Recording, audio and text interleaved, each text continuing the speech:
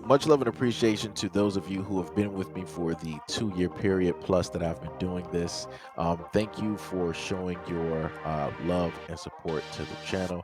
And to anybody else who is brand new to the platform and you would like to support the channel, also, you can do it by way of Patreon, Anchor, the clothing store, and also the shoe shop that is listed in the comment description below. And again, thank you to any and all of you guys who have been here to support this channel during the 2+ year period. I wouldn't be able to do what I do every single day without you.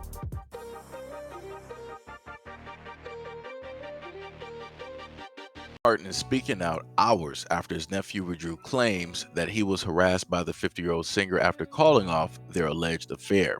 After hearing the allegations against him had been dropped, Ricky Martin expressed his relief. Quote, "I'm in front of the camera today because I really need to talk in order to start my healing process." He also stated that he hadn't been allowed to speak publicly until the case was resolved. "I'm glad that these claims were proven to be false, but I'm going to tell you the truth. It has been so painful. It has been devastating for me, for my family, for my friends. I don't wish this upon anybody. The person who was claiming this nonsense, I wish him the best, and I wish he finds the help so he can start a new life filled with love and truth and joy, and he doesn't hurt anyone else. Now my priority is to heal with music. I cannot wait to be back on stage. I can't wait to be back in front of the cameras and entertain, which is what I do best." Martin's nephew had claimed that the two ended a romantic relationship earlier this year, but Martin would not leave him alone and had loitered near his home at least 3 times. Nephew stated that he feared for his safety, leading to a Puerto Rican judge on July 1st to issue a temporary restraining order against Martin. Police spokesman Axel Valencia stated that the authorities attempted to serve Martin the order near his Puerto Rico home in the north coastal town of Dorado, but weren't able to find him as of Saturday. According to Valencia, the people or the persons who had entered the order opted to bypass a police report, which might have enabled authorities to file the charges against Martin and instead delivered a request directly to the court.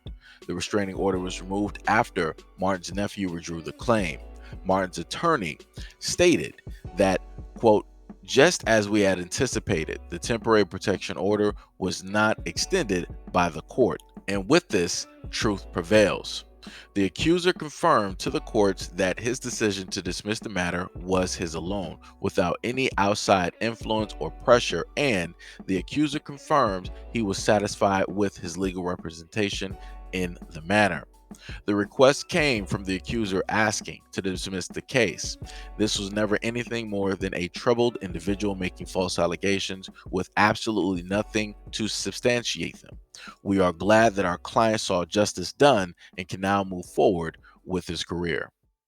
I don't know what's exactly going on because, as I stated before, this came directly out the blue. Before, I thought the very first story when I reported on this, I thought this was just Ricky Martin with some other guy that he was in a relationship with or basically seeing.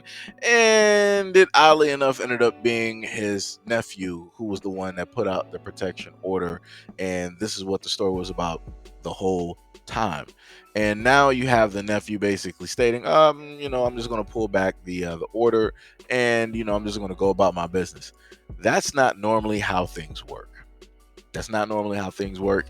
And the lawyer specifically wanted to state directly in that statement that, there was, no type of outside forces, basically stating that, the lawyer or Ricky Martin or anybody that's associated with Ricky Martin did not force or coerce or, threaten, right, the nephew to basically pull it back. It was just him that decided to do it himself. The most interesting thing about this, though, is that you don't have the nephew out here speaking, for himself. The lawyer for Ricky Martin is the one that's, in a sense, kind of speaking for the nephew. It's not the nephew directly in front of the cameras speaking, telling his side and saying all of these other things. Normally when you have accusations, right, you have people who are accusing another person, usually at certain times you'll have individuals actually show up in order to tell their story so that everybody can hear it so that they can discern the truth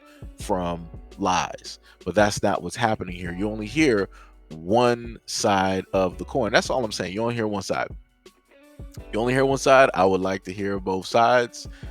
This would have been technically something different if it would have made it to trial. It didn't make it to trial or in front of a court or in front of a jury or whatnot or whatever. So we're going to see what takes place later on, because usually in a lot of these cases, when things like this take place where somebody puts something out there and everybody can see it, and then the same thing that was stated is now recanted, usually the person that accuses the other person, they start to have issues, right? And they magically disappear.